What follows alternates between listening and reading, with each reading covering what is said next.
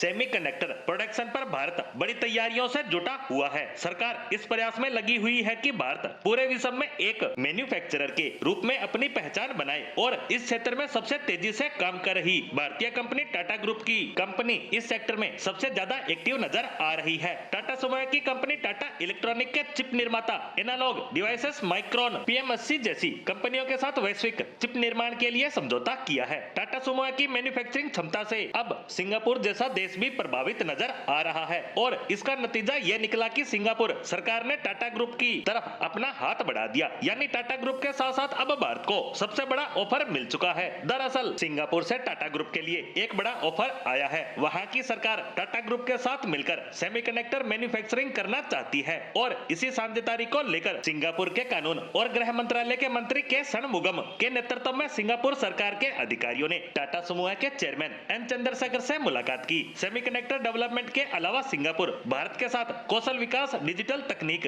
Industrial park और solar energy के क्षेत्र में साझेदारी करने के प्रयास कर रहा है। अब देखा जाए तो सिंगापुर भी टाटा ग्रुप के लिए एक अहम बिजनेस डेस्टिनेशन है। सिंगापुर एक ऐसा देश है जहां टाटा समूह की 50 सालों से लंबी और गहरी उपस्थिति है। वैसे यह ऑफर और भी दिलचस्प हो जाता है क्योंकि टाटा समूह का आकार और बाजार पूंजीकरण सिंगापुर की जीडीपी के बराबर है। वैसे आकार में सिंगापुर भले ही छोटा हो लेकिन 25 फाउंड्रीज और एक मजबूत सेमीकंडक्टर वैल्यू चेन है जो हर एक चिप निर्माता को सिंगापुर की ओर आकर्षित करता है। यही कारण है कि सिंगापुर के मंत्री पूरे आत्मविश्वास के साथ कहते हैं कि हमारे पास एक पूरी वैल्यू चेन है। केवल उंगलियां चटकाने से सब कुछ अपने आप नहीं होता, इसके लिए पूरा ढांचा चाहिए होता है। बता दें कि हाल ही में भारत सिंगापुर मंत्री स्तरीय राउंड टेबल में भी सिंगापुर के सेमीकंडक्टर उद्योग पर चर्चा की गई। अब मंत्री जी ने कहा है कि अगर टाटा समूह है चाहे तो दुनिया में कहीं भी व्यापार कर सकता है, लेकिन मुझे लगता है कि सिंगापुर को एक महत्वपूर्ण साझेदार के रूप में चुनना पसंद करेंगे। हम अलग अलग क्षेत्रों में अंतर्राष्ट्रीय सेमीकंडक्टर उद्योग के एक गंभीर खिलाड़ी हैं। इस पर हमारी टाटा समूह के साथ विस्तार से चर्चा